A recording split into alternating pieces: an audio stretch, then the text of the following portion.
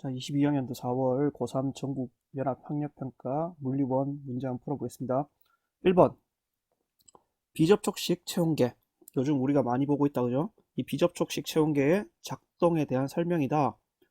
A는 무엇이냐 라고 했어요. A는 보면 체온계의 센서가 몸에서 방출되는 전자기파 A를 측정하면, 자, 전자기파 A를 측정한다. 몸에서 방출되는, 이 몸에서 방출되는 거는 하나밖에 없습니다. 적외선. 우리 체온에 맞는 그 파장을 배출하게 되는데, 이 체온에 맞는 파장은 적외선밖에 없습니다. 그래서 정답은 1번이 되겠습니다. 자, 그 다음 2번. 가는 속력이 빨라지며 직선 운동하는. 이 경우는 속력은 변하는데 방향은 바뀌지 않는다. 그죠? 자, 그 다음에 나는 포물선 운동하는 배우공의 모습. 나는 속력도 변하고 운동 방향도 변한다. 다는 회전 운동하고 있는 놀이기구에 탄 사람의 모습. 여기엔 정보가 없어요. 이게 운동 방향만 변하는지 속력도 변하는지 아니면 둘 다 변하는지를 알 수 없다. 일단 거기에 대한 정보가 없기 때문에 이렇게 생각하고 한번 봅시다. 옳은 것만 골라봐라 했어요. 기억. 가에서 수로에 작용하는 알제비의 방향과 운동 방향은 같다. 당연히 같은 거 맞죠?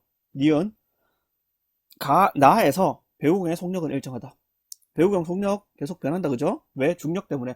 여기는 중력이라는 힘이 작용하고 있다. 그래서 중력에 의해서 계속 변하게 된다라는 걸 기억해야 되고, 디귿, 다에서 사람의 운동 방향은 일정하다 했어요. 이 운동 방향 어떻게 되지? 계속 변한다, 그죠? 그래서 디귿 틀렸고 정답은 기억만 되겠습니다. 자, 3번 전자현미경과 광학현미경에 대한 학생 ABC가 대화하는 모습을 나타낸 것이다. 제시한 내용이 옳은 학생만 있는 대로 고른 것은? 이라고 했어요.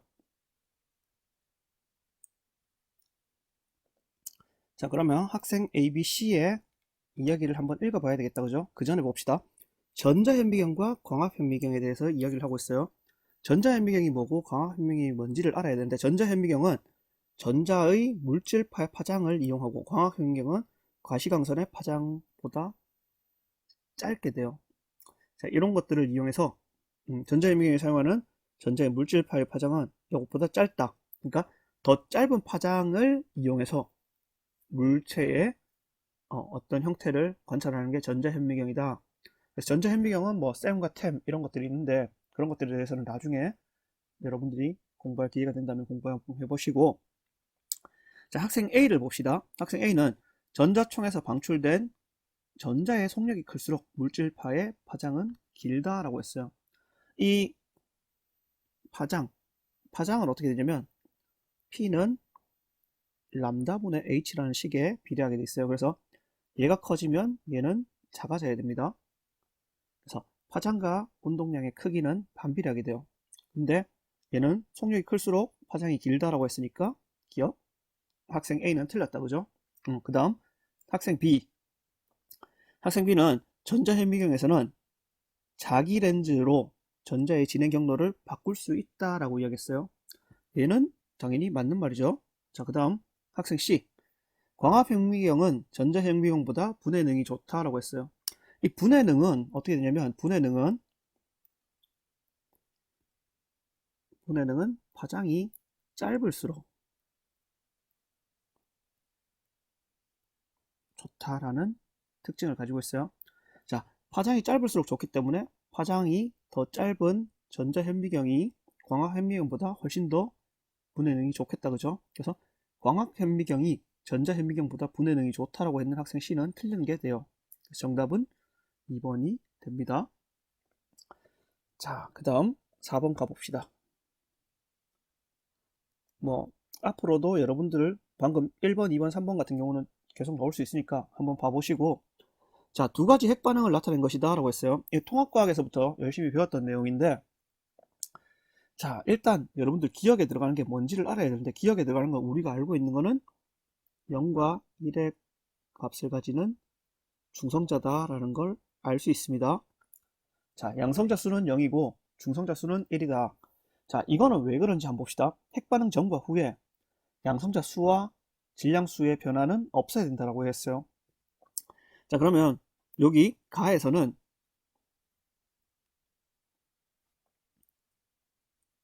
가를 본다면 어떻게 되느냐? 가는 지금 양성자가 한 개 있어서 두 개가 됐어요. 그쵸? 그러면 당연히 기억에는 0개가 들어가야 돼. 그 다음에 질량수는 2개고 3개이기 때문에 여긴 4개 있으니까 옆에 기억에 1개가 있어야 된다. 그죠? 그래서 0개의 양성자와 중성자 1개를 가지고 있는, 예, 당연히 중성자밖에 없겠죠. 그래서 기억이 중성자가 될 수 있다라는 걸 봐야 되고, 그 다음에 여기 뒤에 선생님이 형광펜으로 칠해볼게요. 요 부분들 200메가 일렉트론 볼트, 17.6메가 일렉트론 볼트는 뭐냐면 이 핵반응이 일어나는 과정에서 나타나는 에너지의 양을 나타내요. 그러면 수치가 큰 애가 더 많은 에너지를 내놓게 되겠죠. 그렇기 때문에 요 값에 의해서 이 값은 뭐가 되냐면 E는 한 번쯤 봤을 건데 MC 스퀘어라는 공식에 의해서 C 값은 일정해요. 30만 킬로미터 퍼 세컨드라는 값으로 일정한데 요 앞에 질량, 이 질량이 뭐냐면 질량은 결손되는 질량이에요. 다시 무슨 말이냐면 결손된 질량이라는 거는 반응 전에서 반응 후로 넘어오는 과정에서 없어지는 질량의 값을 이야기합니다. 이 없어지는 질량 값만큼 뭐가 되느냐? 에너지가 되어서 발생이 된다라는 거예요. 자, 그러면 200메가 일렉트론 볼트 값이 17.6메가 일렉트론 볼트보다 크다. 그래서 200메가 일렉트론 볼트를 내놓는 애가 더 많은 질량을 잃게 된다라는 걸 알 수 있다라는 거예요. 자, 그 다음에 가 같은 경우는 두 개의 수소가 중수소와 삼중수소인데 이 두 개의 수소가 하나의 헬륨으로 변했어. 더 질량 수가 커지는 혹은 양성자 수가 커지는, 그러니까 원자 번호가 더 커지는 형태로 간다. 그죠? 그래서 얘는 뭐냐면 핵 융합 반응이 돼요. 왜? 두 개의 작은 것들이 합쳐져서 커지는 상태잖아. 자, 그 다음에 얘는 우라늄 235가 제논과 스트론튬으로 바뀌고 있어. 그럼 얘는 뭐냐라고 묻는다면 큰 핵이 작은 핵으로 갈라지고 있죠. 그래서 핵 분열이라는 말을 씁니다. 그러면 기억, 핵 융합 맞고, 니은 중성자 맞고, 디귿 질량 결손은 가에서가 나에서보다 크다. 나에서가 가에서보다 크죠. 왜? 더 많은 에너지를 내놓으니까. 그래서 정답은 3번이 되겠죠. 자, 그 다음 5번 갑시다. 5번은 보호의 수소 원자 모형에서 양자수 n에 따른 에너지 준위의 일부와 전위 ABC를 나타낸 것이다. 각각에서 방출되는 에너지는 EA, EB, EC다. 여기서 나오는 에너지가 EA, EB, EC다. 그죠? 자, 그러면 여기서 우리가 알 수 있는 건 EA라는 거는 EB 플러스 EC다라는 값을 알아야 되고 에너지는 HF 또는 람다분의 HC다라는 값을 갖는다라는 걸 알고 있어야 돼요. 자, 근데 요 에너지는 델타가 붙어야 돼. 자, 그러면 A에서 방출되는 빛의 진동수는 이렇다라고 했어.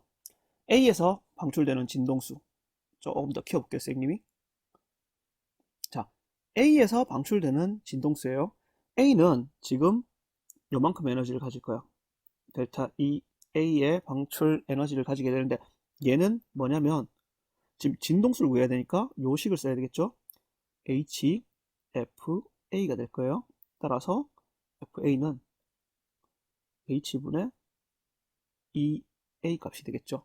그래서 기억 맞는 말이 되고 니은 방출되는 빛의 파장은 A에서가 C에서보다 짧다라고 했어. 파장은 여기 형광펜으로 칠해보면 요거에 의해서 자 E는 람다분의 1에 비례하게 돼 있어요. 자, 에너지가 커진다면 람다는 작아져야 된다라는 걸 알 수 있어. 자, 그러면 에너지가 더 큰 친구가 어느 것이냐 라는 걸 따져봐야 되겠죠. 에너지가 더 큰 친구는 뭐다? 당연히 요 A 값이 에너지가 더 크다. 그죠? 그러면 A의 화장이 더 짧아야 되겠지. 그래서 이유는 맞는 말이 되겠죠. 자, 그 다음에 아까 스님이 처음에 적었던 요식들 요식이 지금 여기 그대로 적혀 있다. 그죠? 그래서 C도 맞게 되겠죠. 자, 이렇게 정리가 되면 될 것 같습니다. 6번. 6번은 전기 전도도를 나타낸 것이다. A, B는 각각 도체와 반도체 중에 하나다. 그 다음에 나는 에너지 띠 구조를 순서 없이 나타낸 것이다 라고 했어요. 자, 옳은 것만 골라봐라. 이렇게 돼 있어요. 자, 그러면 A가 뭐고 B가 뭔지를 알아야 될 거예요. 자, 전기 전도도가 크다라는 건 뭐다? 이쪽으로 갈수록 도체, 이쪽으로 갈수록 뭐 부도체 또는 절연체 이런 애들이 되겠죠. 중간은 반도체가 되겠죠. 만약에 3개가 나온다면 A, B, C 3개가 나온다면 요 순서대로 적혀야 된다라는 걸 기억해야 될 거예요. 그러면 B가 도체가 될 거고 지금 얘는 도체와 반도체니까 A가 반도체가 될 거예요. 자, 그 다음 에너지 D는 원자가 D와 전도 D의 구분이 없는 애들이 도체다라고 배웠어요. 그 다음에 원자가 D와 전도 D 사이에 D 간격이 있는 애들, 얘는 반도체 또는 절연체가 되는데, 뭐 절연체 또는 부도체라고도 쓸 수 있는데, 이런 친구들이 되는데 얘들은 어떤 차이가 있느냐? 반도체가 절연체나 부도체에 비해서 D 간격이 작다라는 걸 알 수 있습니다. 자, 그거를 기억해 놓고 봅시다. 기억, A는 도체다. 반도체라고 했으니까 틀렸다. 그죠? 자, 그러면 이런 거 문제 풀 때는 항상 기억 제외시켜 놓고 나면 니은 아니면 니은 디귿이네. 그럼 니은은 무조건 맞다라는 거겠죠? 자, X는 B의 에너지 구조이다. X는 도체다. 그죠? B 도체다. 맞죠? 자, 그 다음 디귿. 이제 디귿이 맞냐 틀렸냐에 따라서 2번이냐 4번이냐인데, Y에서 원자가 D에 전자가 전도 D로 전이할 때, 원자가 D의 전자가 전도 D로 갈 때 D 간격 이상의 에너지를 흡수한다. D 간격이 되면 어떻게 되냐면 여기 맨 위에 있는 애가 맨 바닥에 닿을 수 있겠죠. D 간격 이상이 된다면 얘들이 얼마든지 여기로 올라갈 수 있겠지. 그래서 디귿 맞는 말이 될 수 있다라는 게 되겠죠. 그래서 정답은 4번이 됩니다. 자, 7번 봅시다. 7번 그림과 같이 수평면에 물체 AB가 각각 4V, V의 속도로 운동한다. 4V와 V의 속도. 충돌 후에 AB가 충돌한 후에 충돌과 반대 방향으로 이렇게 운동한대. 그 다음에 A와 충돌한 B는 정지해 있는 물체 C와 충돌한 후에 한 덩어리가 되어 운동. 자, 이때 질량은 각각 MOM이고 B가 A로부터 받은 충격량의 크기는 C가 이거의 요게 핵심이 되겠네. 여러분들한테는 B가 A로부터 받은 충격량의 크기는 B가 C로부터 받은 충격량의 크기의 2배다. 요 문장을 잘 해석해서 사용을 해야 되겠다. 그죠? 자, 그러면 문제를 한번 풀어봅시다. 자, 일단 여기 두 번째 A와 B가 충돌한 후에 B의 속도를 구해야 돼. 얘는 어떻게 구할까요? 일단 A와 B의 충돌 전에 운동량의 합을 구해야 돼. 그럼 얘는 4mv가 될 거고 얘는 5mv가 될 거예요. 자, 근데 여기서는 A는 mv인데 항상 선생님이 이야기했었다. 그죠? 운동량은 벡터량이기 때문에 부호를 잘 신경 써줘야 된다. 자, 그럼 마이너스 mv예요. 여기는 9mv였고 여기가 플러스, 합쳐서 플러스 9mv가 돼야 돼. 그럼 얘가 10mv가 돼야 되니까 얘의 속도는 2v라는 걸 알 수 있습니다. 자, 2v라는 걸 알 수 있고 그 다음에 요 부분을 기억해야 되겠죠. 자, 일단 B가 A로부터 받은 충격량의 크기는 얼마냐라고 묻는다면 B는 5mv에서 10mv로 바뀌었어. 그러면 B가 A로부터 받은 충격량은 5mv가 돼요. 자, 그 다음에 B가 C로부터 받은 충격량의 크기는 얼마냐라는 걸 알아야 되겠죠. 자, 그 값에 의해서 얘의 B와 C가 합쳐져서 움직이는 이 후에 충돌 후에 속도를 구할 수 있게 되겠다. 그죠? 그래서 이 값은 어떻게 구하느냐? 자, B가 C로부터 받는 충격량의 크기의 2배다. 뭐가? 얘가 2배다라는 거죠. 그러면 B가 여기 화살표 선생님이 좀 잘못 그렸는데 이렇게 돼야 되겠지? B가 C로부터 받는 충격량은 2분의 5 MV가 돼야 된다라는 걸 알 수 있겠죠. 자, 그러면 이렇게 되려면 어떻게 되느냐? 이 B 값이 10MV에서 요만큼의 운동량을 뺏는 값이 돼야 된다. 그죠? 자, 이 값은 얼마냐? 2.5 MV가 돼요. 그래서 이 친구는 7.5 MV의 운동량을 가지게 되겠네요. 자, 그러면 7.5 MV가 되려면 속도는 얼마가 돼야 되느냐?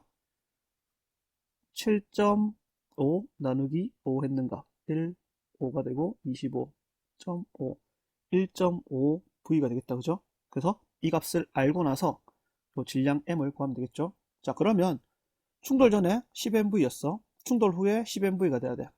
자, 10MV가 5M 플러스 MC의 1.5V다. 요 값을 놓고 이제 요 MC 값을 찾으면 되겠죠? V 양변이 없어지고, 그러고 나면 10M이 10M이고 요 두 개 합치면 7.5M 플러스 1.5MC가 돼요. 자, 넘어가자. 1.5MC가 얼마? 2.5M이 되겠죠? 그래서 MC는 1.5분의 2.5M이 될 거고, 얘는 3분의 5M이 되겠네요. 그래서 정답은 3번이 됩니다. 자, 그 다음 8번 문제. 8번은 물결파 실험 장치를 준비한다. 일정한 진동수 물결파를 발생시킨다. 그래서 무늬를 관찰하고 실험 장치의 두께가 일정한 삼각형 모양의 유리판을 넣고 과정을 반복한다. 자, 유리판이 들어가 있는 게 여기 이렇게 들어가 있다, 그죠? 자, 그랬을 때 넣은 영역 이렇게 표시가 돼 있고, 실험 결과, 나의 실험 결과는 아무것도 없었으니까 일정한 간격을 나타내는 파장이 변하지 않는다, 그죠? 이 파장이 변하지 않는 그러한 형태가 나타났다면 나는 어떻게 되냐? 이 삼각형에 대해서 이 삼각형이 얕아진 거잖아요, 그렇죠? 얕아진 부분에 결과를 보면 물의 깊이가 얕을수록 느리다라고 했어. 느리게 되면 파장은 짧아져야 되겠죠? 왜? 동일한 시간 동안 이동한 거리가 짧을 거니까. 그래서 니은은 이 친구들이 처음에 이렇게 가다가 여기서는 점점점 짧아지겠지? 이 폭이 작아질 거예요. 자, 근데 이 옆은 원래와 똑같아야 되겠죠? 그래서 똑같은 간격을 가져야 되는데 얘는 어떻게 되냐? 더 빨라질 거니까 이렇게 앞으로 가야 되겠지? 이 값을 찾으면 돼요.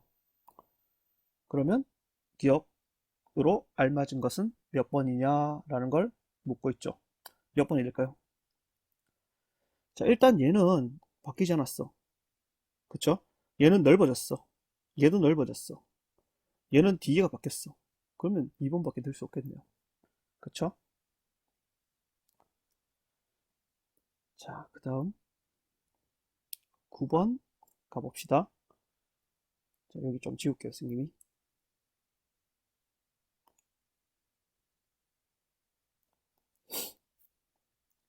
자, 관찰자 A에 대한 관찰자 B가 탄 우주선이 광속에 가까운 속도 V로 등속도 운동한다.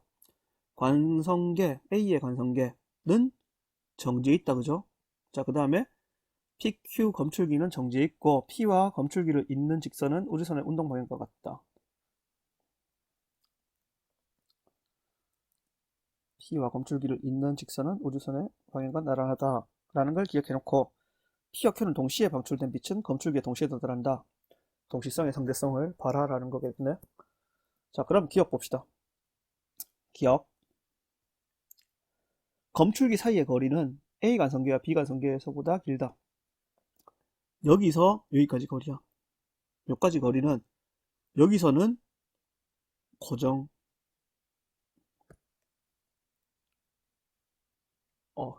갑자기 쌤 용어가 생각이 안 나네요. 저거는 그 측정하고자 하는 것과 관찰자가 같기 때문에 뭐죠? 자, 고유값.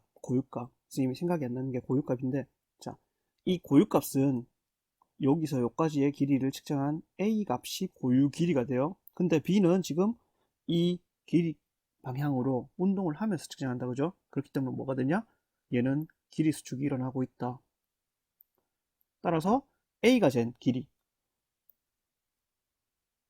P와 검출기 사이 거리, P와 검출기 사이 거리를 LP라고 본다면 LP를 A가 측정한 게 LP를 B가 측정한 것보다 길어야 돼. 그래서 A 관성계가 B 관성계보다 크다라고 하는 기억은 맞는 말이 돼요. 니은 Q에서 방출된 빛을 검출기까지 도달하는 데 걸린 시간은 A 관성계가 B 관성계보다 크다라고 했어. 얘는 뭐가 될까요? 둘은 지금 운동 방향과 길이가 변화가 없다고, 서로 수직이다, 맞죠? 이런 경우에는 길이 수축이 일어나지 않습니다. 따라서 어떻게 되냐? 이 시간은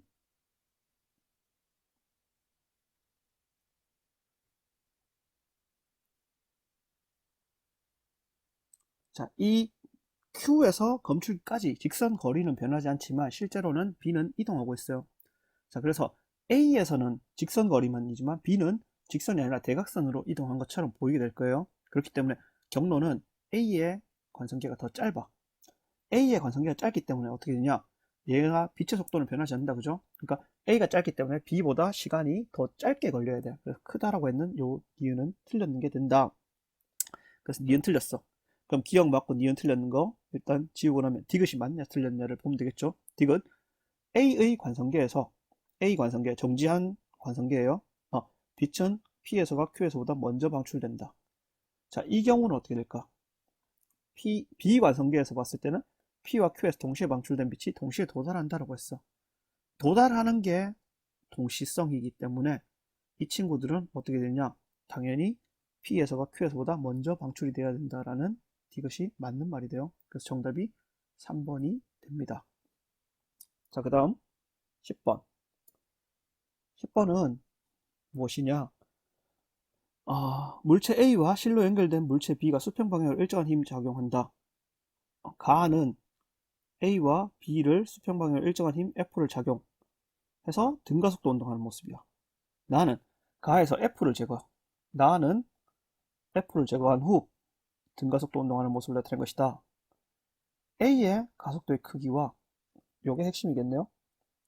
빨간색으로 A 가속도의 크기와 같고 그 다음에 요거 B를 당기는 힘의 크기는 2배다. 이때 B의 질량은 M이다 라고 했어. 이때 F의 크기를 구해봐라 라고 했네요. 얘는 어떻게 구해야 될까요? 얘는 우리 그냥 일반적으로 이런 문제 나오면 운동 방정식을 써봐야 되겠다, 그죠?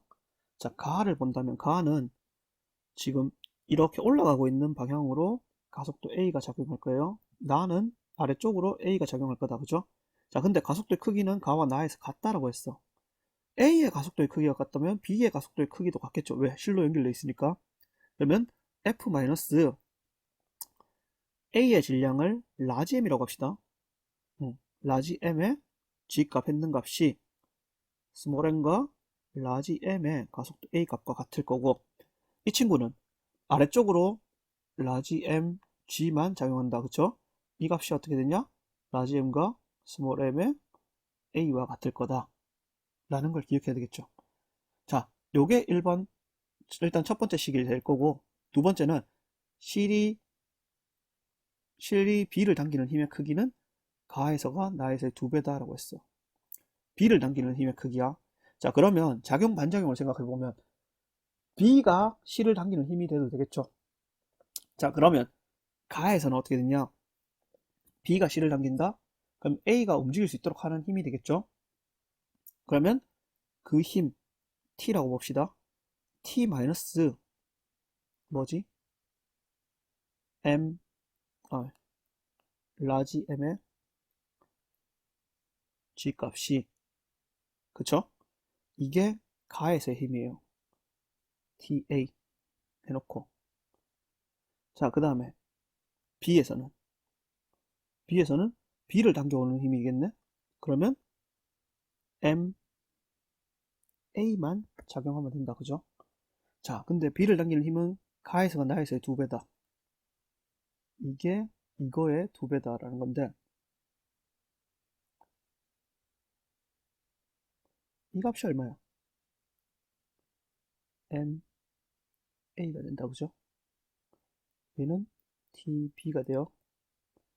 자, 그러면 TA가 TB의 2배라는 걸 기억하고 이 식을 적으면 되겠죠. 자, 그래서 요것들을 이용해서 각각을 풀면 F의 크기가 나오겠네요. 한번 풀어봅시다. 자, 그러면 요 식을 풀어보자 라고 한다면 일단 요 mg를 여기다 넣을 수 있겠네요. 얘를 이렇게 넣을 수 있겠다. 그러면 여기서는 f는 2배의 m 플러스 m의 a가 될 수 있겠네요. 자, 근데 우리는 요 f 값을 구해야 되는데 질량 m을 알아야 돼.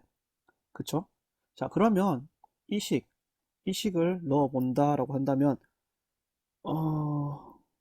m의 a 플러스 g는 ma가 된다. 그죠?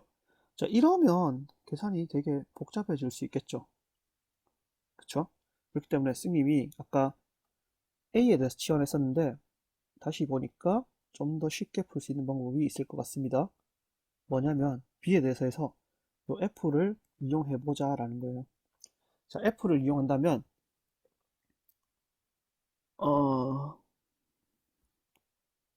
요거 지우고 여기 작용하는 힘을 TA, 여기 작용하는 힘을 TB라고 합시다.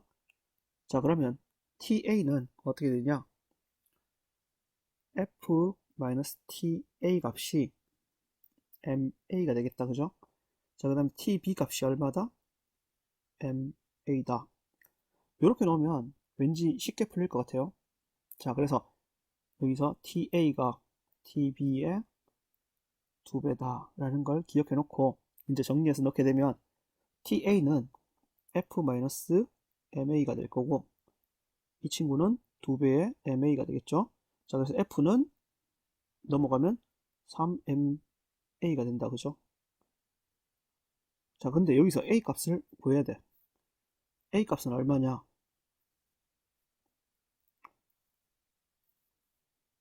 위에 F 대신에 요값 넣고 나서 질량 M을 구하고 A 값을 구해야 되겠네요. 그쵸? 한번 지워봅시다. 여기까지 됐으니까 3MA가 2배의 M 플러스 M의 A다. 없애놓고 나면 어떻게 되냐? M이 2M이다 라는 걸 알 수 있어. 그러면 이 친구는 얼마냐? 2분의 M이다 라는 걸 알 수 있겠네요. 그쵸? 자, 그러면 이 2분의 M을 이용해서 가속도 A 값을 구해야 돼. 어느 식에서 구하는 게 좋을까요? 지금 여기서 구하는 게 편할 것 같아요. 자, 그러면 2분의 1 mg가 2분의 3 ma가 돼. 그럼 m 2 날아가니까 a는 3분의 1g가 되네요. 따라서 3의 m에 3분의 g가 되니까 얘는 mg가 된다라는 걸 알 수 있게 되겠네요. 자, 그래서 10번의 답은 1번 mg가 나올 수 있겠네요. 뭔가 좀 더 쉬운 방법이 있을 것 같습니다. 여러분들도 한번 다시 계산을 해보기 바랍니다. 자, 그 다음 11번 PN 접합 다이오드 A부터 D는 전구, 얘는 다이오드, 그 다음에 전구, 스위치, 전지를 이용해서 구성한 회로를 나타낸 것이다. 여기서 중요한 것은 무엇이냐? A에 연결하면 전구에 불이 켜져. 이 말은 이 경우가 순방향이다 라는 걸 알 수 있다라는 거예요. 자, 그 다음에 X는 P형 반도체, N형 반도체 중에 하나다. 이걸 보고 옳은 것만 골라봐라 했어요. 자, 그러면 A에 연결한 경우 생각해 봅시다. 스위치가 A에 이렇게 연결되어 있다면 얘가 플러스이기 때문에 흘러갔을 때 얘는 전류가 흐를 수 없다. 왜? 역방향이기 때문에. 그러면 여기가 순방향이 돼야 되니까 여기가 P형, N형 반도체가 연결되어 있다라고 할 수 있겠죠. 자, 근데 여기서 전구에 불이 켜지려면 전류는 어느 방향으로 흘러가야 되느냐? 노란색으로 표시한다면 이렇게 흘러가서 이렇게 흘러가야 되겠다. 그죠? 자, 그래서 어떻게 되냐? 얘가 이거 이 친구가 P형, 이 친구가 N형 반도체가 돼야 돼요. 그러면 X는 N형 반도체다. N형 반도체다. 라는 걸 알 수 있겠죠, X는. 자, 그려놓고 봅시다. 기억. 스위치를 A에 연결하면 C는 순방향 전압이 걸린다. 맞죠? 니은 P형 반도체이다. N형 반도체였지. 그 다음 디귿 스위치를 B에 연결하면 불이 켜진다 했어. 요게 N형이고 요게 P형이 될 거잖아, 맞지? 근데 여기도 보면 이게 P형이 되니까 B에 연결한다면 B가 플러스니까 전류 이렇게 흘러가겠죠? 자, 그럼 이렇게 흘러왔어. 그럼 여기는 역방향이니까 안 되고 순방향 이렇게 흘러가고, 그 다음에 얘는 역방향이니까 안 되고 일단 전구를 타고 흘러가서 순방향으로 흐를 수 있는지 봐야 되겠죠? 그러면 이 방향으로 전류가 흐를 수 있어. 선생님, 왜 이 방향으로 못 흘러요? 라고 물어볼 수 있겠죠. 왜냐하면 여기선 전압 강화가 일어났어. 그래서 여기 전압이 여기 전압보다 높습니다. 그래서 항상 전압은 높은 데서 낮은 데로 흘러야 되는데 이 친구는 낮은 데서 높은 데로는 순방향이어도 흘러갈 수가 없어요. 그래서 어떻게 되냐? 이렇게 흘러갈 수밖에 없다. 밑으로. 그래서 스위치를 B에 연결하면 전구에 불이 켜진다. 라는 디귿도 맞는 말이 됩니다. 그래서 기억 디귿이 정답이 됩니다. 자, 그 다음에 12번 문제를 봅시다. 12번은 요거를 핵심으로 봐야 돼. 연료율이 0.2, 0.2인 이상 기체 상태가 A, B, C, D, A를 따라 순환하는 동안 기체와 압력을 나타낸 것이다. A에서 B 과정, C에서 D 과정은 부피가 일정한 과정, 등적 과정, B와 C 과정은 B, C, DA 과정은 온도가 일정한 과정, 등온 과정이다. 이때 B, C 과정에서 흡수한 열량, B, C에서는 4Q의 열량을 흡수해. 그쵸? 그 다음에 DA 과정에서는 방출한 열량이 3Q다 라고 했어요.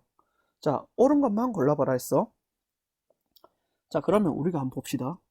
일단 A에서 B 과정은 온도가 부피가 변하지 않는다, 그죠?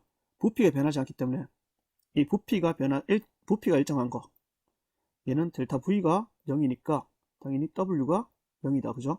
그래서 연력학 1법칙으로 쓴다면 이 결과는 뭐가 되냐면 Q가 델타 U가 될 거예요. 자, 그 다음에 온도가 일정한 과정, 온도가 일정하니까 델타 T가 0이고 이거는 델타 U가 0이다 라는 걸 알 수 있어요. 자, 따라서 얘는 Q가 뭐가 되냐? W가 된다라는 걸 알 수 있습니다. 그쵸? 자, 그러면 요거를 가지고 여기서 보면 BC 과정에서 B에서 C 과정에서는 흡수한 열량이 4Q래. 여기서 외부에서 들어오는 Q 값이 4Q다. 그쵸? 그 다음에 여기는 외부로 방출하는 열량이 3Q다 라고 했어. 그쵸? 자, 이랬을 때 이제 얘들은 어떻게 되느냐를 따져봐야 되겠죠? 자, 그러면 온도가 올라가는, 그러니까 요 A에서 B 과정은 지금 A에서 B 과정은 보면 부피가 일정하기 때문에 뭐가 되냐면 외부에서 받는 열량이 내부 온도를 변화시키는 게 될 거예요. 그럼 얘도 외부에서 선생님이 색깔을 좀 바꿔보겠습니다. 자홍색으로 해봅시다.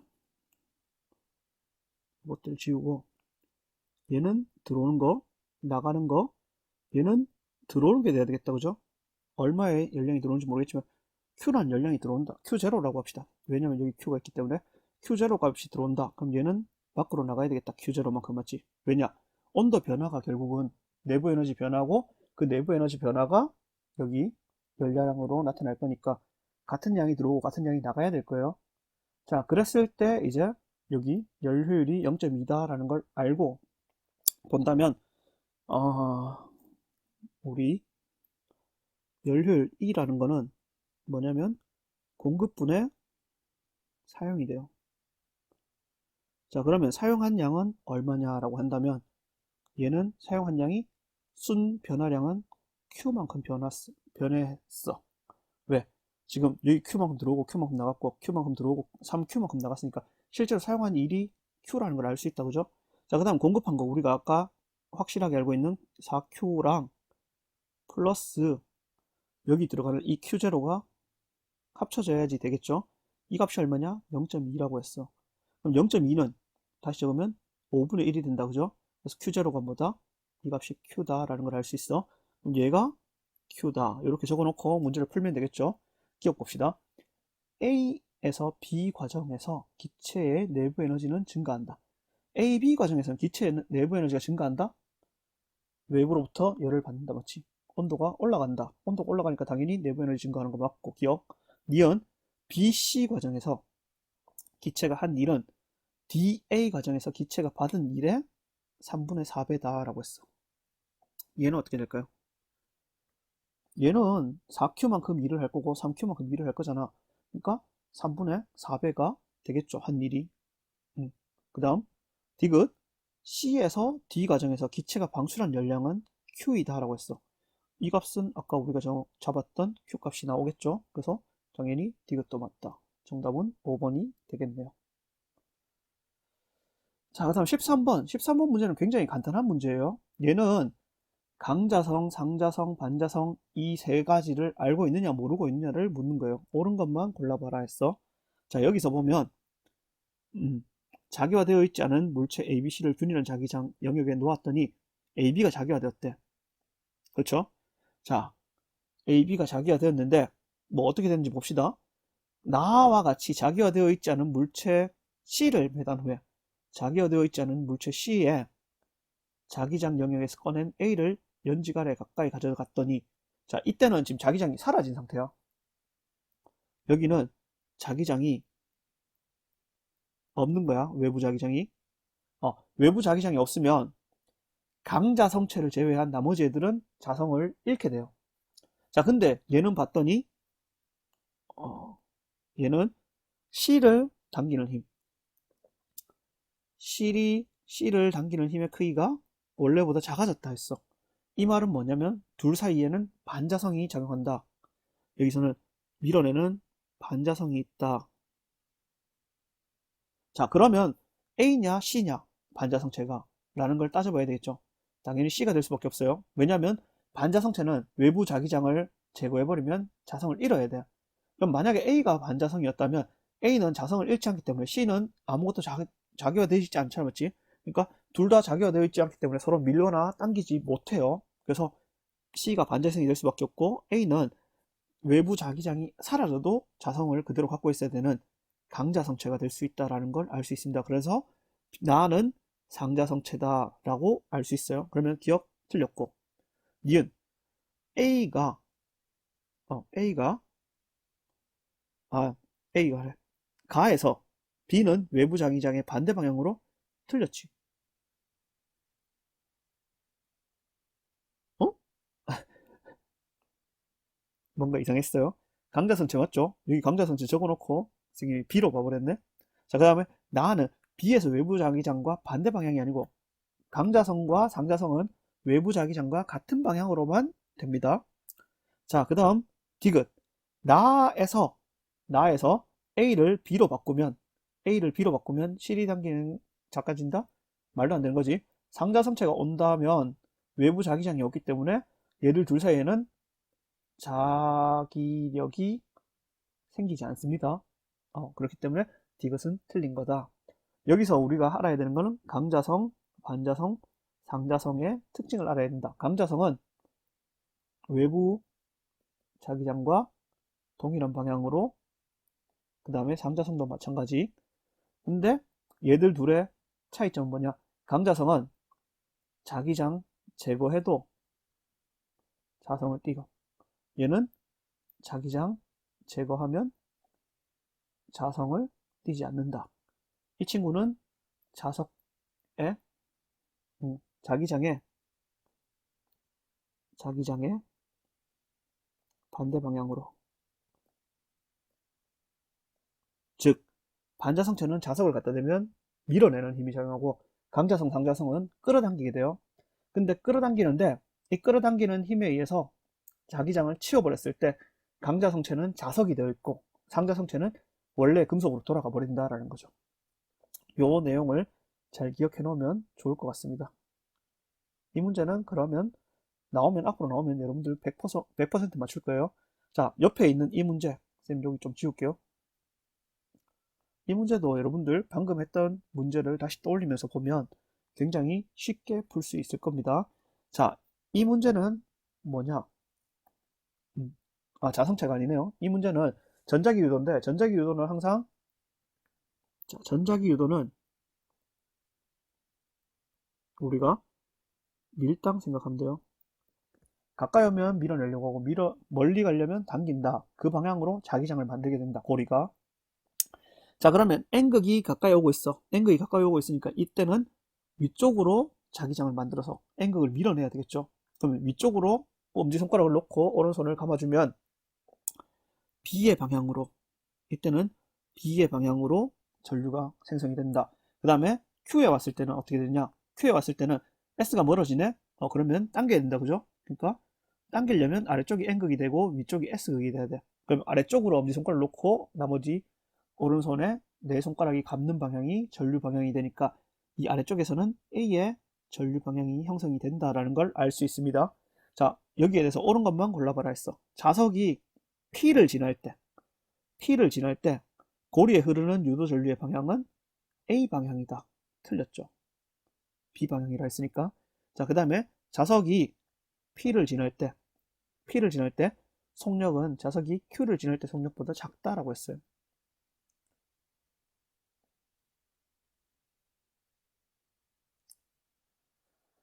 자, 일단 아래쪽으로 중력을 받을 거예요. 중력을 받는데, 중력을 받아 가속이 되지만 그 중력에 반하는 방향으로 자기장이 형성이 되어 있어요. 그쵸? 위로 올릴 거고 당겨 올릴 거야. 근데 어쨌든 계속 아래로 간다는 거는 그만큼 아래쪽으로 가속이 되고 있다라는 걸 알 수 있겠죠. 그래서 얘는 작다. P를 지날 때가 Q를 지날 때보다 작은 게 맞아 들어가겠죠. 자, 그 다음 디귿. 자석이 P를 지날 때 고리와 자석 사이에는 당기는 자기력이 작용한다. Q를 지날 때네. Q를 지날 때는 당겨야 되겠지. 왜? 밀당이라 했잖아. 그치? 멀어지고 있으니까 당겨야 돼. 그래서 14번의 디귿도 맞는 말이 됩니다. 그래서 얘들은 되고, 선생님 아까 설명 하나 잘못했네. 여기에 고리에 흐르는 유도 전류의 세기는 자석이 P를 지날 때가 Q를 지날 때보다 크다라고 했어. 자, 이 자석의 유도 전류는 이 값은 I는 뭐에 비례하냐면 속도에 비례하게 돼 있어요. 왜? 자석의 세기는 변하지 않잖아 지금. 그쵸? 그래서 이 속도에 변화가 되는데 이 속도를 변화시킬 수 있는 이유는 여기서의 속도 변화가 여기서의 속도 변화보다 크냐 작냐 이건데 Q를 지날 때가 P를 지날 때보다 작다라고 했어. 유도 전류의 세기가 P를 지날 때가 Q를 지날 때보다 작아. 그럼 이때 속도가 이때 속도보다 작다라는 거니까 당연히 니은 맞는 말이 됩니다. 쌤 아까 설명을 잘못했네. 요 부분 선생님 문제를 안 읽고 풀어서 그런 겁니다. 여러분들 문제를 꼭 읽고 풀 수 있도록 하기 바랍니다. 자, 그 다음 옆에 요 문제 풀어봅시다. 15번. 15번은 뭐냐면 파동의 굴절에 대해서 문제를 묻고 있는 겁니다.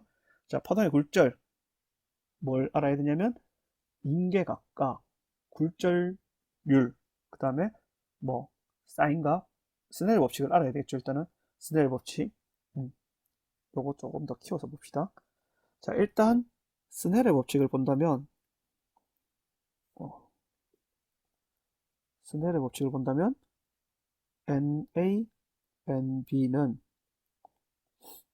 사인 세타 B, 사인 세타 A, VB, VA, 람다 B, 람다 A 등 이렇게 바뀌어요. 자, 그러면 여기서 우리가 알 수 있는 건 뭐냐면 얘만 반대고 나머지는 다 동일하다라는 걸 알면 돼요. 자, 이래 놓고 봅시다. 그림과 같이 내질 A와 B의 경계면에 입사한 단색광이 굴절한 후에 B와 A의 경계면에서 반사하여 입사한다. 세타는 이거의 인계각이고 굴절률은 C가 A보다 크다. 자, 표시를 해놓읍시다.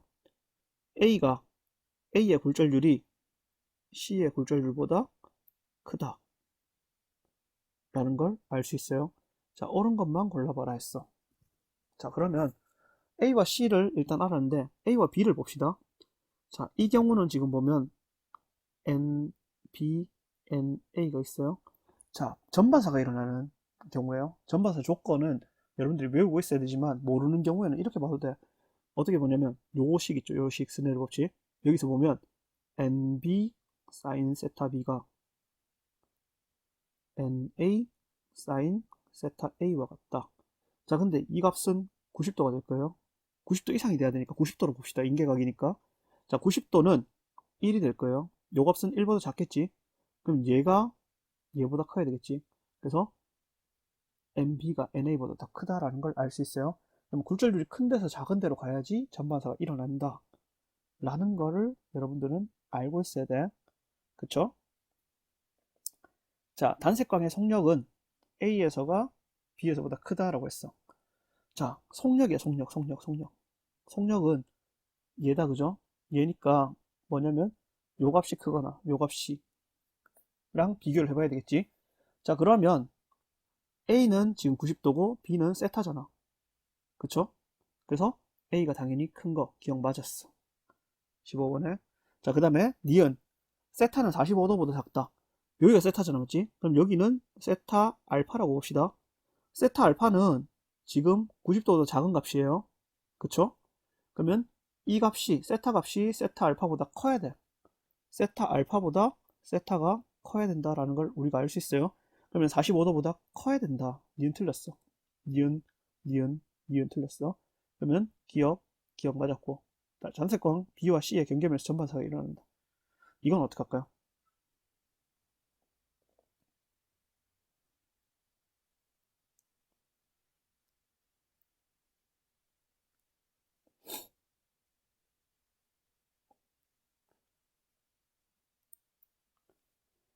자, 얘는 여기서 보면 우리가 아까 C가 A보다 크다라고 하는 조건이 있었어. 이 굴절률이. 자, NC보다 NA가 더 큰데 여기서 보면 NB가 더 크다, 그죠? 자, 그러면 B와 C의 경계면에서는 전반사가 일어날 수 있겠죠. 그쵸? 그래서 이것도 맞는 말이 되겠죠. 이거는 그냥 단순히 이렇게가 아니고 이렇게 생각하면 안 되고, 사실은 얘는 뭐냐, 요 경계면에서 이야기하는 거예요. 요 경계면에서 본다면 요 값이 세타라면 요 값도 세타다. 왜? 입사각과 반사각은 항상 같아. 자, 근데 여기서 보면 요 값도 세타가 돼요. 왜냐? 이 값과 이 각은 억각이야. 그래서 억각이기 때문에 세타로 입사를 했는데, 세타로 입사했는 게 A와 B의 경계면에서 전반사가 일어났어. 근데 A와 B의 경계면에서 전반사가 일어났는데 C와 A는 굴절률 차이가 더 커. 그러면 당연히 C에서도 전반사가 일어나야 되겠지. 그래서 이것도 맞는 말이에요. 선생님이 잘못 설명할 뻔했는데 이런 거 주의를 해야 됩니다, 여러분들. 자, 16번. 16번은 직선 도로에서 자동차 A가 기준선 P를 통과하는 순간 P를 통과해. P를 통과하는 순간 B가 Q를 통과한다. A, B는 각각 등속도 운동. A는 등속도, B는 등가속도 운동을 하여 2초 후에 A가 R을 통과한다. Q에서 속력은 이러하다. 거리는 30이고 10m이다. B의 가속도의 크기는 얼마냐? 라고 묻고 있어요. 어떻게 해볼까요? 이거는 일단은 요식부터 써봅시다. Q에서의 속력은 A가 B의 5분의 4배다. B의 속도를 그냥 V라고 봅시다. 여기는 4분의 5V가 되겠죠? A의 속도가. 자, 그러면 A는 처음부터 끝까지 4분의 5V라는 속도로 이동을 하고 있어. 얘는 등속도 운동이니까. B는 등가속도 운동이니까 어떻게 된다? V가 0으로 바뀌는 이런 운동을 하고 있다는 걸 기억해야 돼요. 자, 이래 놓고 나면 이제 B 같은 경우는 평균 속도를 사용하면 되겠구나 라는 걸 우리가 이해할 수 있어야 돼. 자, 근데 B가 R에 정지한 순간부터 2초 후에 A가 R을 통과한다라고 했어. 자, 그러면 얘는 몇 초 걸리는지 모르겠어. T초 걸릴 거야. 그러면 얘는 여기서 여기까지 오는데 T 플러스 2초가 걸린다라는 걸 우리가 알 수 있겠죠. 그쵸? 자, 그래 놓고 문제를 좀 풀어봐야 되겠다. 그쵸?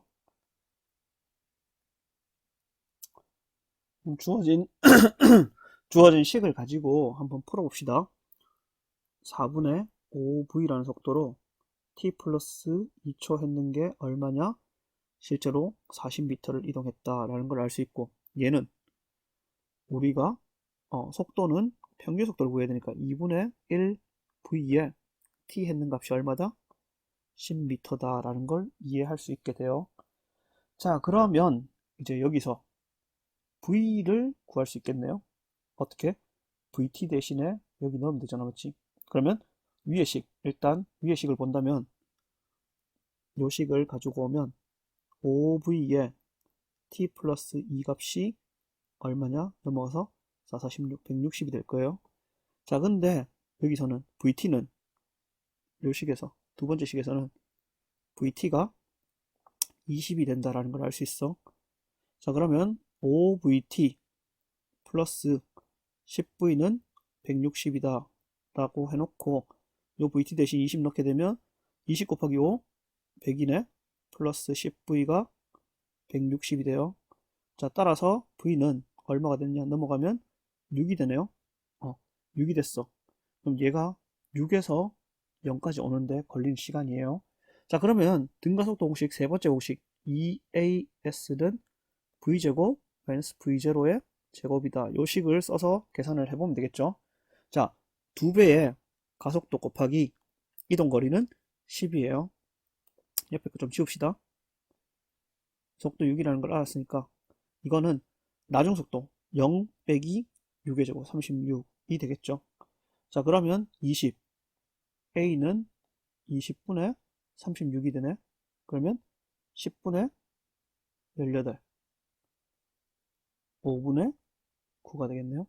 그래서 정답이 2번이 될 수 있겠네요. 크기이기 때문에 마이너스를 선생님이 무시했습니다. 그래서 그 값을 구할 수 있다라는 걸 볼 수 있겠죠. 자, 그 다음 17번 봅시다. 17번은 소리의 간섭 실험이다 라고 했어. 자, 이 문제는 여러분들이 조금 문제가 길기 때문에 문제를 잘 좀 읽어봤어야 돼. 자, 이 문제 봅시다. 소리의 간섭 실험이다. X0로부터 같은 거리만큼 떨어진 곳에 스피커 AB를 나란히 고정했어요. 자, 그러고 진동수가 F고 진폭이 동일한 소리를 발생시켰어. 그러면 같은 거리, 제로인 데서는 뭐가 되냐면 보강 간섭이 일어나요. 그 다음에 상쇄 간섭이 일어나는 지점들을 기록해 나갈 거예요.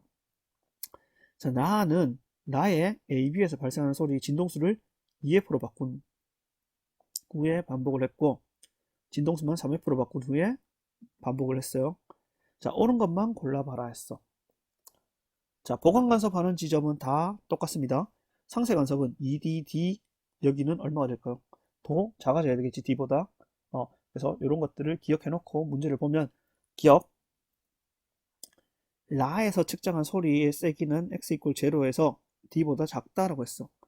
제로는 보강 간섭을 하는 거예요. 보강 간섭은 뭐냐면 두 소리에 합쳐지는 거야. 상쇄는 두 소리가 서로를 제거하는 게 돼요. 자, 그래서 두 소리 합이 더 크니까 X 이퀄 제로가 X 이퀄 D보다 작다라고 하는 기억은 틀렸어. 그쵸?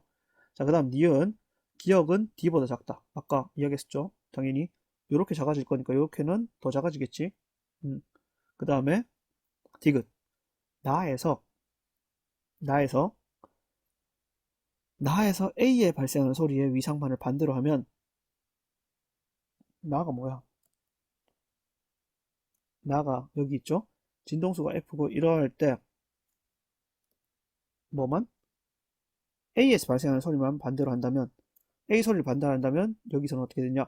거리가 같으니까 반대 위상이 도달하기 때문에 상쇄 간섭이 일어나게 돼. 디귿은 맞는 말이죠. 정답은 4번이 됩니다.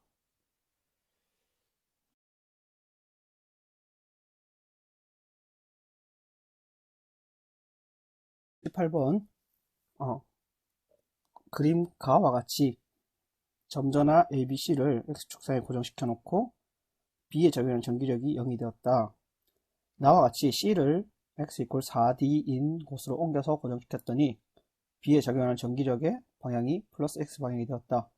C에 적용하는 전기력의 크기는 가에서가 나에서의 2배이다 라고 했어요.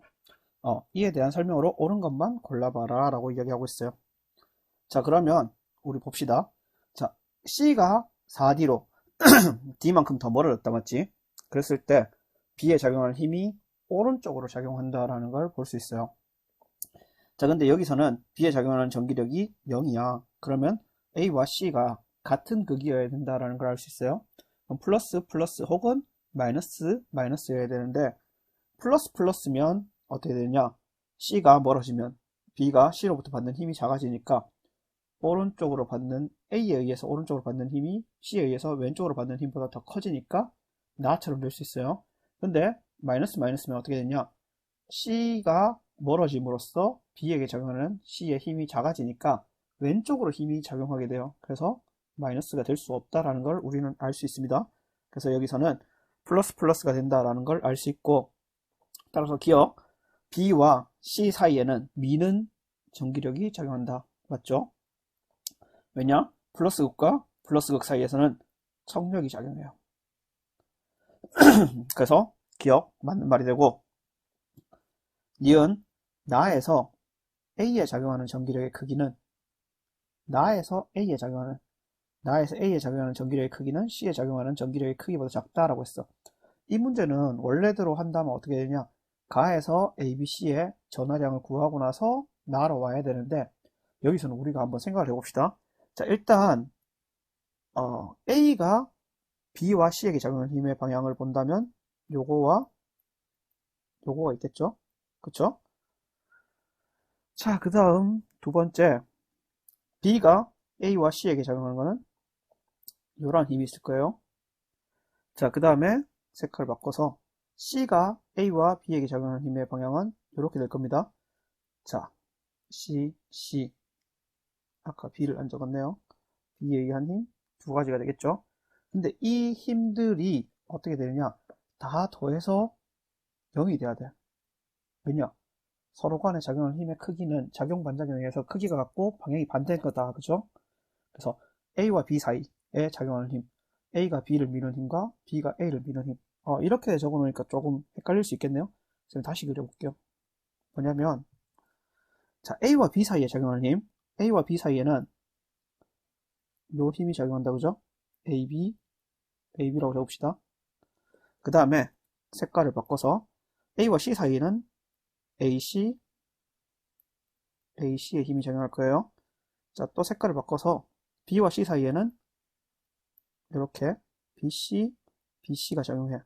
자, 그러면 얘들은 작용 반작용에 의해서 A와 B, B와 C, C와 A 사이에는 크기는 같고 방향 반대인 힘이 작용해요. 그러면 전체 요 AB, B, C, A 사이에 작용하는 힘의 총합은 0이 돼야 돼. 그쵸? 근데 여기서 초록색으로 한번 해봅시다. 여기선 지금 오른쪽으로 힘을 받고 있어요. 그러면 얘와 얘에서는 합력이 어떻게 되느냐? 왼쪽으로 합력이 돼야지 0이 된다라는 거예요. 그러면 얘는 왼쪽이고 얘는 오른쪽이야. 따라서 왼쪽으로 작용하고 있는 힘인 A에 작용하는 힘이 C에 작용하는 힘보다 더 커야 되겠죠. 그래서 여기 니은 작다라고 했으니까 틀렸다 라는 걸 알 수 있어요. 그러면 기억 맞고 니은 틀렸으니까 니은 닫고 나면 디귿을 봐야 되겠네요. 자, 디귿을 본다면 어떻게 구할 수 있느냐? 디귿을 다시 한번 풀어봅시다. 자, 이거는 어떻게 구할까? 한번 천천히 생각을 해봅시다. 자, 여기서는 가와 나에서 각각의 힘의 크기를 좀 따져봐야 돼요. 자, 전하량의 크기는 이라고 했잖아. 그러면 A와 B의 전하량의 크기를 따져봐야 되는 건데 어떻게 해볼까요?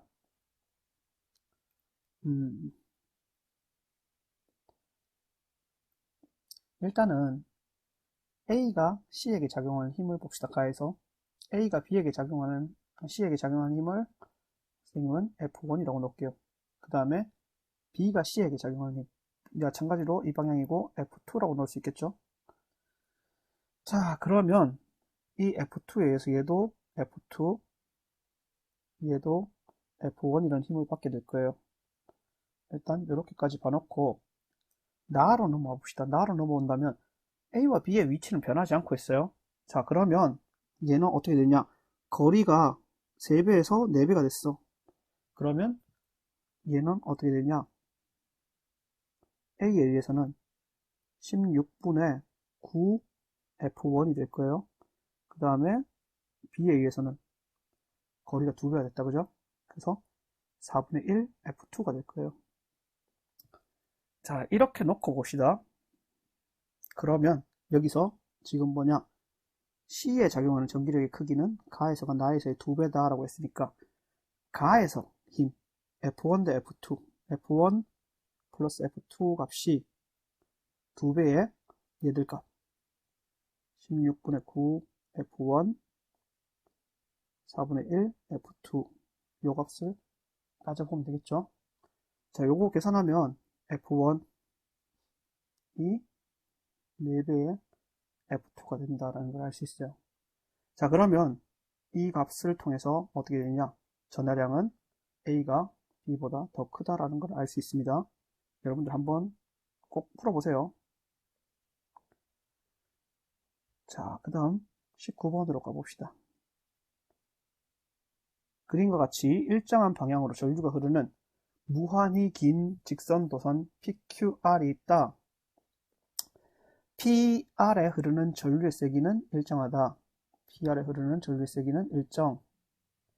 그 다음에 Q에 흐르는 전류의 세기는 XY 평면상의 AB점에서 PQR에 의한 자기장을 나타낸 것이다 라고 했어. 옳은 것만 골라봐라 라고 했네요.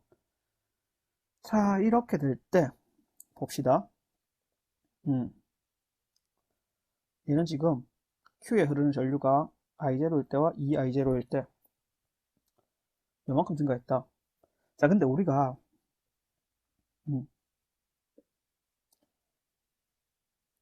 자기장의 세기를 구하는 거다, 그죠? 자, 그럼 자기장 세기는 어떻게 되냐? 거리에 반비례하고 전류 세기에 비례한다라는 걸 알 수 있어요. 자, 근데 이 문제에서는 거리는 변하지 않았어. 전류값만 2배가 됐네. 그랬더니 3B0에서 4B0가 됐다라는 거는 무엇이냐라고 한다면 I0 증가할 때마다 R분의 I0가 B0에 비례한다라는 걸 알 수 있겠네요. 자, 그러면 봅시다. 여기서 B로 간다면 A로 갔더니 나오는 방향으로 4B인데 이거는 B는 나오는 방향으로 2B다. 그 말은 이 Q 값이 나오는 방향이 된다라면 위로 전류가 흘러야 될 거예요. 자, 위로 전류가 흐르는데 위로 흐를 때 이 친구와 이 친구의 값들이 어떻게 변하느냐? 한 친구는 들어가는 방향, 한 친구는 나오는 방향이 돼야 돼요. 근데 여기서는 나오는 방향이고 여기서는 들어가는 방향이 되게 하는 애는 얘밖에 없어요. 그러면 얘는 이 방향으로 전류가 흐른다라는 걸 알 수 있겠네. 그쵸? 자, 그 다음에 이 친구에 의해서는 지금 위쪽으로 흘러야지 이런 형태가 나올 수 있을 거예요. 자, 그래서 요 값을 봐놓고 보면 여기 I0가 흐른다면 어떻게 될까? 한번 해봅시다. I0가 흐른다면 여기서는 얘 P에 의해서는 들어가는 방향, Q에 의해서는 나오는 방향이 될 거예요. 그러면 얘는 위로 흐르는 게 아니고 아래로 흘러야 되겠네. 그러면 여기서는 나오는 방향인데 Q에 의해서도 나오는 방향. 그 다음에 B에서는 나오는 방향, 들어가는 방향, 나오는 방향이 되죠. 자, 그래서 이런 것들을 따져보고 여러분들 빨리 판단을 할 수 있어야 돼요. 자, 그러면 이제 여기서 나오는 방향일 때 3IB0야. 3B0야. 여기 A에서. 그럼 B에서는 하나가 사라져야 된다, 맞죠? 그래서 여기는 B0가 돼야 되겠네. 왜? 요 값이라고 했으니까. 그 다음 2배가 된다면 얘에 의해서는 2배가 되니까 원래 2B0에 2B0만큼 더해지니까 4B0가 될 거고 여기는 둘이 상쇄되고 나니까 얘에 의해서 2B0가 답이 될 수 있겠죠. 그러면 다 찾았네. 기억. Q에 흐르는 전류의 방향은 플러스 Y 방향이다. Q는 플러스 Y 방향 맞고 니은의 B는 기억은 B0이다. 맞죠? 디귿. P에 흐르는 전류의 세기는 I0이다. P에 흐르는 전류 세기 I0 맞죠? 그래서 정답은 5번이 됩니다. 이해되겠어요? 요거는 여러분들이 너무 어려워하지 말고 빠르게 얘는 뭐가 될 수 있을까라는 걸 좀 따져보면 좋을 것 같습니다. 자, 20번 문제 조금 줄여볼게요. 자, 20번. 그림과 같이 수평면에서 질량이 EMM인 물체 AB를 용철 양 끝에 접촉하여 용철을 압축시킨 후 가만히 놓았더니 AB가 궤도를 따라 운동하여 A는 마찰 구간에서 정지하고 B는 PQ를 지나 점 R에 정지한다. P에서 Q까지는 마찰 구간이고 P의 높이는 7h, Q와 R의 높이 차이는 H이다. 이때 B의 속력은 P에서가 Q에서의 3배다.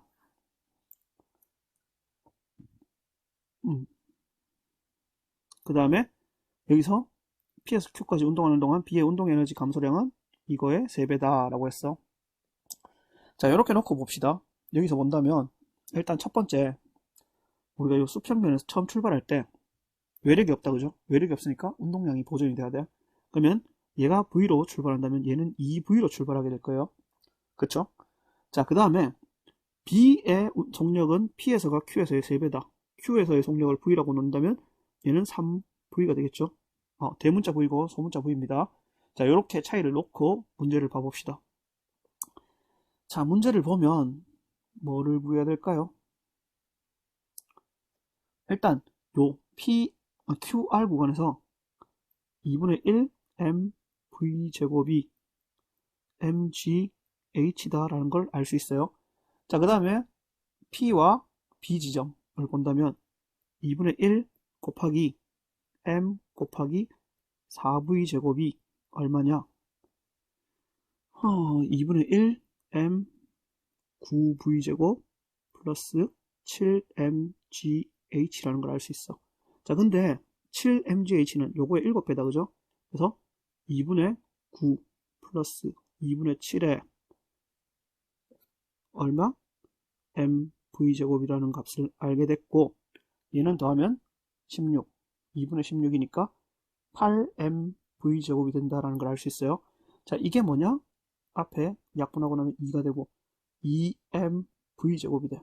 그러면 m 없어지고 얘 없어지고 나면 v는, 대문자 v는 2v가 되겠죠. 자, 그래서 얘는 4v가 되고 얘는 2v가 된다라는 걸 알 수 있었어. 그쵸? 자, 그러면 이 정지하는 데까지 에너지 감소량 EA는 얼마냐라고 묻는다면 얘는 2분의 1 곱하기 질량 2m 곱하기 4v 제곱 따라서 4mv 제곱이 돼요. 그쵸? 이게 EA예요. 자, EB는 얼마가 되느냐? EB는 운동 에너지 감소량이 중력 포텐셜 증가량의 3배다 했으니까 운동 에너지 감소량이 원래는 중력 포텐셜 에너지 증가량과 같아야 되죠. 에너지 손실이 없다면. 근데 운동 에너지 감소량이 중력 포텐셜 에너지 증가량의 3배다 라고 했으니까 얘는 얼마로 따져봐야 되느냐? 얼마나 되느냐? 3분의 2가 손실이다 라는 거지. 자, 그러면 3분의 2 곱하기 운동 에너지 감소량 2분의 1 m 곱하기 3v제곱 9v제곱이 빼기 2분의 1 곱하기 m 곱하기 v제곱, 이 값인 거잖아. 이게 뭔데? 이게 2b다 라는 거죠. 자, 그러면 3분의 2 곱하기 2분의 1과 2분의 9야. 2분의 8 4mv제곱이 되겠네요. 그쵸? 자, 그러면 이 b는 얼마냐? 3분의 8 mv제곱이 됐어. 자, 그러면 여기 옆에 필요 없는 구간들 지워놓고 마지막 계산을 한번 해봅시다. 자, 마지막 계산 뭐냐라고 한다면 2b분의 2a 값은 얼마냐라는 거잖아. 그러면 mv제곱 없애놓고 나면 3분의 8 1분의 4잖아, 맞지? 그래서 얘는 약분되고 2분의 3이 되니까 정답은 2번이 됩니다. 자, 여기까지가 우리 4월달 모의고사 물리 1 파트 풀이 끝입니다. 자, 여기서 선생님이 아까 전에 풀면서 주의해야 되는 부분들은 뭐냐면 뭐가 있을까요? 문제를 잘 읽어야 될 것 같아. 뭐든지 문제를 잘 읽어야 되고, 아까 전에 선생님 실수했던 부분 이런 것들, 혹은 이런 문제, 이런 부분들, 놓치기 쉬운 부분들 있죠. 이런 거를 여러분들이 줄 끊는 연습을 좀 했었으면 좋겠습니다. 그러면 다음 시간에, 다음 시간이 아니고 다음 5월 달에 모의고사 여러분들이 오늘 했던 이 풀이들을 바탕으로 해서 다음 모의고사에도 잘 적용해서 풀 수 있도록